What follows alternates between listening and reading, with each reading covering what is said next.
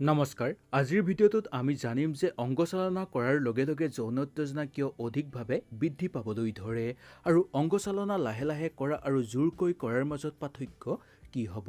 পুৰুষৰ লগত স্ত্ৰীয়ে সমানে সহযোগিতা কৰিছেনে নাই এই কথাটো আজি আমি সুন্দৰভাৱে জানি লওঁ।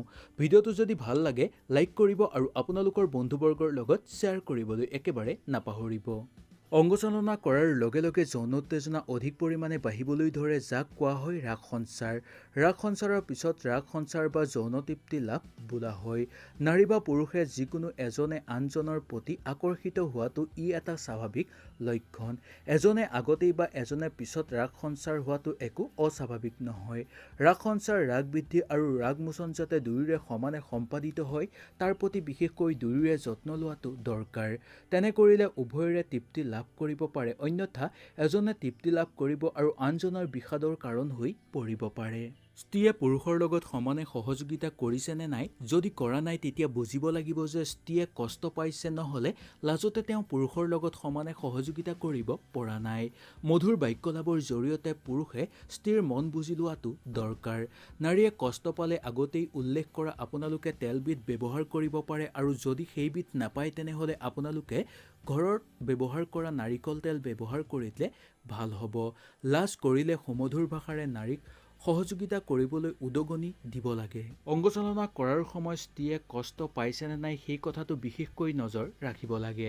যদি কষ্ট পাইছে তেনেহ'লে খুব লাহে লাহে অংগচালনা কৰিব লাগে। পুৰুষতকৈ নাৰীৰ ৰাগ মোচনত বেছি সময়ৰ দৰকাৰ, গতিকে কাম কলাৰ জৰিয়তে নাৰীক ৰাগ সঞ্চাৰ, ৰাগ বৃদ্ধি আৰু ৰাগ মোচন কৰাবলৈ পুৰুষে বেছি সচেতনতা অৱলম্বন কৰিব লাগে।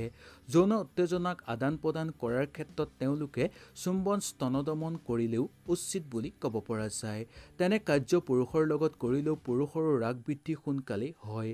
কাম ক্ৰিয়াৰ বিভিন্ন কৌশলৰ সম্পৰ্কে যদি আপোনালোকে জানিবলৈ বিচাৰে তেনেহ'লে মোক তলত কমেণ্ট কৰি জনাব। ইয়াৰ পিছৰ ভিডিঅ'টোতে মই আপোনালোকৰ কাৰণে লৈ আহিবলৈ চেষ্টা কৰিম। সুন্দৰভাৱে ৰাগ মোচন কৰিলে আপোনালোকৰ সুন্দৰভাৱে যৌন তৃপ্তি লাভ কৰিব পাৰে, বা কাম ক্ৰিয়াৰ বিষয়ে আপোনালোকে সুন্দৰভাৱে জানিলেও যৌন তৃপ্তিত সুন্দৰভাৱে আপোনালোকে উদগনি জনাব পাৰিব। অংগ প্ৰৱেশৰ পিছতেই অংগচালনাৰ পৰ্ব পৰে। সুন্দৰভাৱে পুৰুষাংগ স্ত্ৰীজনীত প্ৰৱেশ কৰাৰ পিছত প্ৰথমতেই খুব লাহে লাহে অংগচালনা কৰিব লাগে আৰু সময়ে সময়ে কিছু বিশ্ৰাম লোৱাটো প্ৰয়োজন।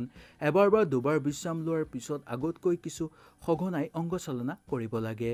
অংগচালনা কৰাৰ সময়ত কিছুমান খবৰ বা কিছুমান কথা মনত ৰখাটো দৰকাৰ, বা কিছুমান সাৱধানতা মনত ৰখাটো দৰকাৰ। তাৰ বিষয়ে যদি আপোনালোকে জানিবলৈ বিচাৰে তেনেহ'লে মোক তলত কমেণ্ট কৰি জনাব। ইয়াৰ পিছৰ ভিডিঅ'টোতে মই আপোনালোকৰ কাৰণে লৈ আহিবলৈ চেষ্টা কৰিম। তেতিয়াহ'লে আজিলৈ আপোনালোকৰ ওচৰৰ পৰা বিদায় লৈছোঁ। নমস্কাৰ।